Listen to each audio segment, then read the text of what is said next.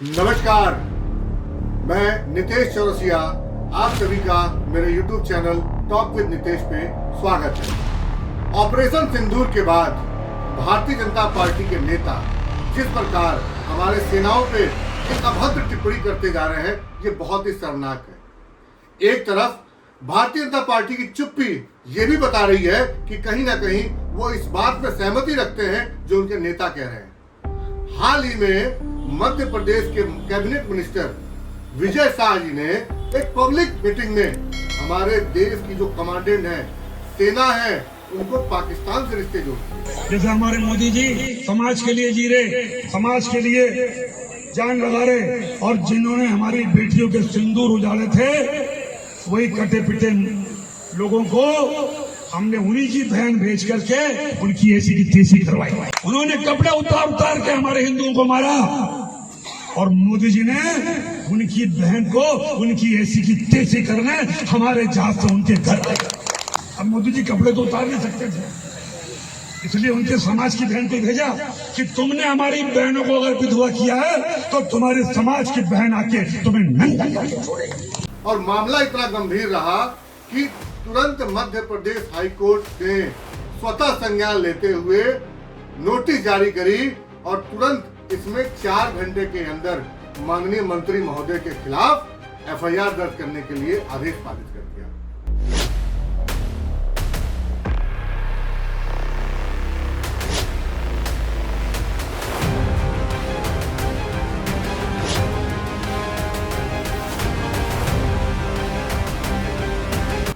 मगर वहीं दूसरी तरफ भारतीय जनता पार्टी की सरकार और भारतीय जनता पार्टी की विशेषकर से केंद्र सरकार और राज्य सरकार दोनों सारी रात इस बात की चर्चा करती रह गई कि क्या मंत्री जी का इस्तीफा लिया जाए।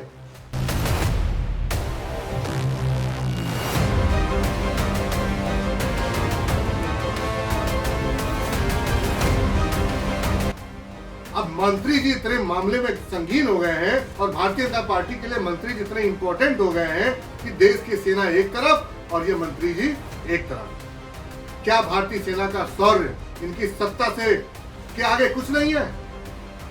क्या भारतीय सेना का जो बहुबल है, उसकी निष्ठा है, उसकी ईमानदारी है, क्या एक राजनीतिक दल से ऊपर नहीं है? जहां देश की बात है, जहां उनके सम्मान की बात है, वहां एक नेता का क्या मतलब? मगर आज भारतीय जनता पार्टी जिस प्रकार के रवैया अपना रही है, उससे बड़े स्पष्ट तौर से लगता है कि भारतीय जनता पार्टी अपने मंत्री के साथ खड़ी है, उस व्यक्ति के साथ खड़ी है जो इस सेना का अपमानित कर रहा है। ये तो एक मसला रहा। दूसरा मसला, आज ही भारतीय जनता पार्टी के एक और नेता का बयान, जिसने सेना को नरेंद्र मोदी जी के चरणों में जगह की बात कह दी। एक और बड़ी खबर इस वक्त सामने आ रही है। एमपी के डिप्टी सीएम का विवादित बयान सामने आया। सेना पीएम के चरणों में नतमस्तक, ये उन्होंने कहा है। देश पीएम के चरणों में नतमस्तक है। देखिए, प्रधानमंत्री नरेंद्र मोदी को इन्होंने इस तरीके से बातें कही हैं कि देश तो नतमस्तक है ही, लेकिन सेना भी है। बड़ा विवादित बयान इन्होंने दिया, सुनवाते हैं आपको। यशस्वी प्रधानमंत्री जी को हम धन्यवाद देना चाहेंगे, और पूरा देश की वो सेना, वो सैनिक उनके चरणों में नतमस्तक है। उनके चरणों में पूरा देश नतमस्तक है। उन्होंने जो जवाब दिया है उसकी जितनी सराहना की जाए, जितना कहा जाए, एक बार उनके लिए जोरदार ताली बजा करके स्वागत। यशस्वी प्रधानमंत्री जी को हम धन्यवाद देना चाहेंगे। देश की वो सेना, वो सैनिक उनके चरणों में नतमस्तक है। उनके चरणों में पूरा देश नतमस्तक है।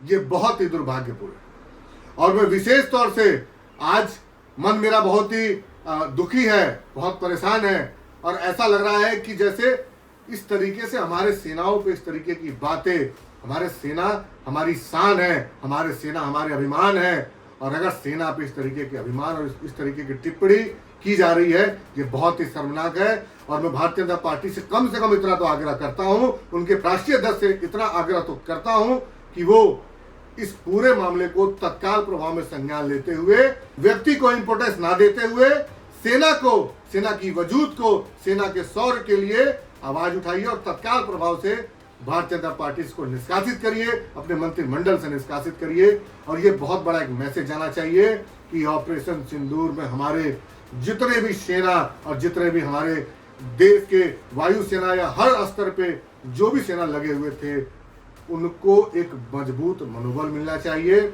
और इस प्रकार के जो लोग हैं उनको उनकी जगह जेल के सलाखों के पीछे होनी चाहिए। पूरी भाजपा इस चीज में लगी हुई है कि कैसे मंत्री जी को बचाया जाए।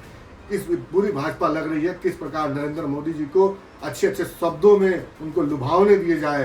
अरे मोदी जी रहेंगे या नहीं रहेंगे, देश रहेगा, देश के लिए, देश झुकने के लिए इस तरीके के स्टेटमेंट देने देश को शर्मनाक करने वाली बात है। मैं विशेष तौर से इस पूरे वीडियो में आप सबसे निवेदन करना चाहूंगा कि इस कमेंट बॉक्स में उस व्यक्ति के लिए जरूर 2 शब्द लिखें और मैं चाहूंगा कि आपकी इसमें आपकी ओपिनियन और आपके 2 शब्द जरूर आए।